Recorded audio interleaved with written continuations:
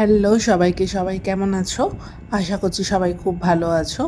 এখন বাজে রাত্রির 8:45 আর আমি যাব রাত্রির ডিনার তৈরি করতে। তো ডিনারে কি তৈরি করছি সেটাই তোমাদের সাথে শেয়ার করতে চলেছি। তো চলো চলে যাওয়া যাক কিচেনে। কিচেনে অলরেডি আমি জোগাড় করে রেখেছি, তো তোমাদের সেটা আগে দেখিয়ে দিই, তারপরে রান্না বসাবো।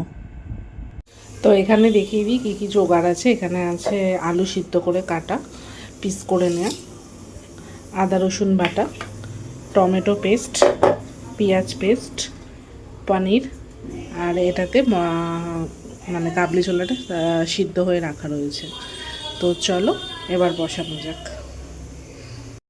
তো প্রথমে আমি গ্যাসটা ধরিয়ে নেব, নিয়ে এবার আমি কড়াইটা বসিয়ে দেব। যেহেতু পনিরের আইটেম হতে চলেছে, তো এখানে আমি সাদা তেল দিয়ে রান্না করব। আর কড়াইটা গরম হয়ে গেছে, আর পরিমাণ মতন এখানে সাদা তেল দিয়ে নিয়েছি। তেলটাকে একটু ঘুরিয়ে কড়ার চারদিকে লাগিয়ে নিলাম। এবার সবার ফার্স্ট করব পনিরগুলো একটু ভেজে নেব হালকা করে। হালকা বলতে একটু লাল করে ভাজবো, যাতে পনিরটা গ্রেভিতে দেওয়ার পর ছেড়ে বা ভেঙে না যায়। পনিরটা একটু হালকা লাল করে ভাজলে কী হয়, পনিরটা একটু শক্ত মতন হয়ে যায়, কিন্তু আবার গ্রেভিতে ফোটালে ঠিক হয়ে যায়। তো চলো এখানে আমি পনিরগুলো ভেজে নিই। আর তোমরা বুঝতেই পারছো পনিরের পিসটা আমি খুব ছোট করিনি, একটু বড়োর ওপরই রেখেছি। আর এখানে দিয়ে দিলাম পরিমাণ মতন নুন। এবার নুন দিয়ে পনিরটাকে ভালো করে ভেজে নেব। আর ছোট ছোট পিস করলে না মানে বোঝা যায় না তরকারিতে, একটু বেশ মানে যেরকম অনুষ্ঠান বাড়িতে আর কি পাতে যখন চানা মশলা দেয়া হয়, পনির চানা মশলা, তো যেরকম সাইজ থাকে, আমি তার থেকে একটু, যেহেতু এটা ঘরে বানাচ্ছি, তার থেকে একটু বড় সাইজে কেটেছি। তোমরা চাইলে ছোট করেও কাটতে পারো, অসুবিধা নেই।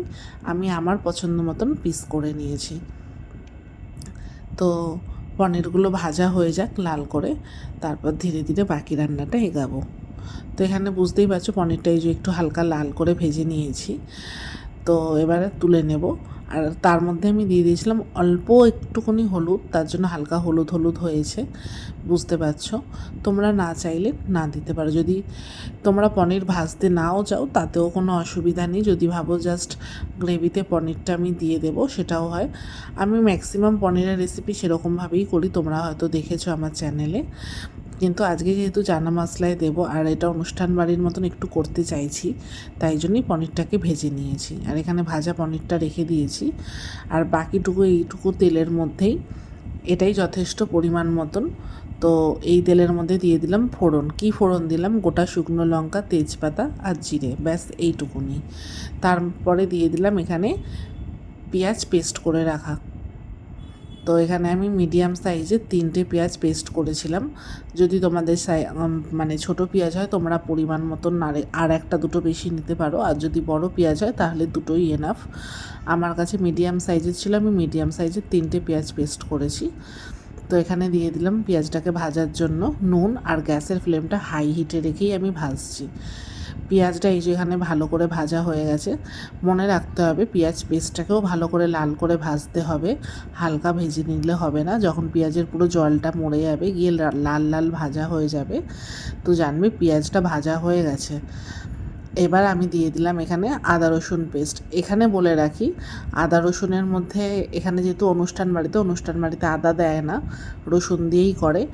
যেহেতু আমি ঘরে করছি, আমি অল্প পরিমাণে, একদম অল্প পরিমাণে আদা নিয়েছি, রসুনের পরিমাণটা বেশি আছে। মানে যে পরিমাণে তুমি রসুন নেবে তার হাফ বা হাফেরও কম মানে আদা নেবে। এখানে আদা রসুনটা ভালো করে ভাজা হয়ে যাওয়ার পর এখানে আমি দিয়ে দিলাম লঙ্কা হলুদ গুঁড়ো। আর লঙ্কা হলুদ গুঁড়ো দিয়ে বেশিক্ষণ নাড়বো না, দিয়ে দেবো টমেটো পেস্ট, কারণ মশলাটা নালে নিচে ধরে যাবে। তো এখানে টমেটো পেস্টটা দিয়ে এবার ভালো করে কষাবো, যতক্ষণ না মশলাটা থেকে টমেটোর কাঁচা গন্ধটা চলে যাচ্ছে আর টমেটোটা ভালো করে কষানো হচ্ছে। তো এখানে সব শেষেই তোমরা দেবে টমেটো পেস্ট, কারণ তার আগে দিয়ে দিলে টমেটোর মানে কাঁচা গন্ধটা একটা হবে, আর কালারটা খুব সুন্দর আসবে না। এখানে টমেটোটা লাস্টে দিলে বুঝতেই পারছি এখানে খুব সুন্দর কালার এসছে, আর মশলাটা থেকে অলরেডি তেল ছেড়ে দিয়েছে। মানে আমার এখানে মশলাটা খুব সুন্দরভাবে কষানো হয়ে গেছে। এবার এখানটাতে আমি আস্তে আস্তে দিয়ে দেবো আরও ইনগ্রিডিয়েন্টস, যেটা আমি তোমাদের দেখাইনি। দেখাইনি বলতে আমি রান্না করতে করতে হঠাৎ আমার মাইন্ডে এলো, তো আমি পেস্ট করে নিয়েছি। এখানে আমি পেস্ট করে নিয়েছি পরিমাণ মতন অল্প কাজু আর পোস্ত। তোমরা দেখে থেকেছো হয়তো অনুষ্ঠান বাড়িতে কাজু বাটা, পোস্ত বাটা চানা মশলায় দেওয়া হয়, টক দইও দেওয়া হয় গ্রেভিটাকে ঘন করার জন্য। তো আমার কাছে এই মুহূর্তে টক দই ছিল না, কিন্তু আমি যথেষ্ট পরিমাণে টমেটো দিয়েছি, তাই টক দইয়ের এখানে প্রয়োজন ছিল না। তাই আমি দিয়ে দিলাম এখানে পোস্ত আর 7-8টা কাজু বাটা, জাস্ট গ্রেভিটাকে একটু ঘন করার জন্য আর খেতে যাতে ভালো লাগে, যাতে অনুষ্ঠান বাড়ির মতনই লাগে, তাই জন্য দেয়া। তো এখানে বুঝতেই পারছো মশলাটা থেকে পুরো তেল ছেড়ে দিয়েছে কাজু পোস্ত বাটা দেওয়ার পরেও। এখানে এবার আমি দিয়ে নেব সিদ্ধ করে রাখা নুন হলুদ দিয়ে কাবলি ছোলাটা তোমরা নুন হলুদ দিয়ে সিদ্ধ করে নিলে কাবলি ছোলায় খুব সুন্দর কালারটা এসে যায়, যেটা তোমরা দেখতে পারো অনুষ্ঠান বাড়িতে। আর একটা জিনিসও করে সেদ্ধর সময়, তাতে একটু চা পাতা একটা পুটুলিতে করে দিয়ে দেয়, যাতে খুব কালারটা সুন্দর আসে। অনেক সময় তোমরা দেখেও থেকেছো, তো আমি সেটা করিনি। আমি জাস্ট এখানে হলুদ দিয়ে নুন দিয়ে সিদ্ধ করেছি কাবলি ছোলাটা বুঝতেই পারছো গোটা থাকবে, কিন্তু সিদ্ধ হবে প্রপার। তো আমি এখানে আলু সিদ্ধ যেটা করে পিস করে কেটে রেখেছিলাম সেটাও দিয়ে দিচ্ছি এখানে কষানোর টাইমটাতে। আমি আলুটাকে ভাজিনি, কাঁচা আলু বা যাই হোক সিদ্ধ করা আলুও অনেকে ভেজে করে, চাইলে করতে পারো, কিন্তু আমার এখানে যেহেতু নুন দিয়ে সিদ্ধ করা আলু ছিল তাই আমি ওটাকে ভাজিনি, জাস্ট কষানোর সময় দিয়ে দিলাম ভালো করে, যাতে মশলাগুলো ঢুকে যায়। এবারে জাস্ট খুব ভালো করে এটাকে কষাতে হবে, কাবলি ছোলা আর মেনলি আলুর মধ্যে যেন মশলাটা যায়। আর কষাতে কষাতে একটা হালকা গাঢ় কালারও এসে যাবে তরকারিটার, যার জন্য তরকারিটা প্রপার অনুষ্ঠান বাড়ির মতনই খেতে লাগবে আর দেখতে লাগবে। তো এখানে বুঝতে পারছো কি না আমি জানি না, এখানে কালারটা সত্যি খুব ডিপ হয়ে গেছিলো, হয়তো ক্যামেরা বা লাইটের কারণে এরকম লাগছে। আর এখানে আমি দিয়ে দিলাম ফুটন্ত গরম জল। আমি প্রথমেই বলে রাখি, আমি ম্যাক্সিমাম সব কিছু ভিডিওতেই বলি রান্নার শেষে যখন জল দেবে সেই জলটা একটু গরম জল দেওয়ার চেষ্টা করো, তাতে জিনিসটা খেতে খুব সুন্দর লাগে। কাঁচা জল দিলে কোথাও না কোথাও মানে তরকারির টেস্টটা একটু হলেও কমে যায়। অনেক বাড়িতে করে, কিন্তু ম্যাক্সিমাম 90% লোক কাঁচা জলই ঢেলে দেয় ঠান্ডা।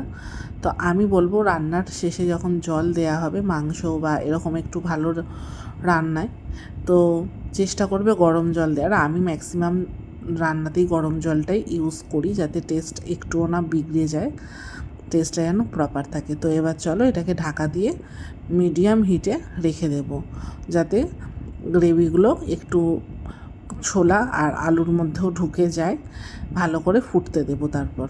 তো এখানে ভালো করে ফোটা হয়ে গেছে, তো আর একটু ফোটা বাকি রয়েছে। তো এই পর্যায়ে আমি দিয়ে দিলাম এখানে ভেজে রাখা পানিরগুলো, কারণ পানিরগুলো একটু ঝোলে ফোটাতে হবে, পানিরগুলোর মধ্যেও ফ্লেভার আর মশলাটা যেন ঢোকে তার জন্য। তো এখানে বুঝতেই পারছো যে কতটা গ্রেভি বা ঝোল মতন হয়ে রয়েছে। তো এটা হোক মিডিয়াম হিটে, এবার ঢাকা দিয়ে মানে ফুটতে দেব ম্যাক্সিমাম 10 মিনিটের জন্য। তো 10 মিনিট পরে এই যে এইরকম মানে গ্রেভিটা হয়েছে, তোমরা বুঝতেই পারছো, মানে খুব ঝোলও না, কিন্তু মানে মাখা মাখা, যেটা অনুষ্ঠান বাড়িতে নান বা কিছুর সাথে সার্ভ করা হয়। তো এখানে আমি দিয়ে দিলাম পরিমাণ মতন ঘি। তোমরা চাইলে স্কিপ করতে পারো, কিন্তু আমি বলবো ঘিটা দিও, কারণ পানির পড়েছে প্রথম কথা, আর দ্বিতীয় কথা ঘি গরম মশলা দিলে এটাতে খুব সুন্দর একটা গন্ধ বেরোয়, মানে তোমার গন্ধ দেখেই তুমি নিজেও বুঝতে পারবে আর যারা খাবে তারাও বুঝতে পারবে অনুষ্ঠান বাড়ির থেকে কিছু কম অংশে যায় না। তো এখানে আমি দিয়ে দিলাম ভেজে রাখা গরম মশলা। আমি গরম মশলাগুলোকে ড্রাই রোস্ট করে গুঁড়িয়ে নিয়েছিলাম, সেটাই দিয়ে দিলাম। তোমরা চাইলে বাটাও দিতে পারো, অসুবিধা নেই। তো এখানেই এতটুকু, দেখা হচ্ছে খুব তাড়াতাড়ি নেক্সট একটা কোনো ভিডিওয়ে।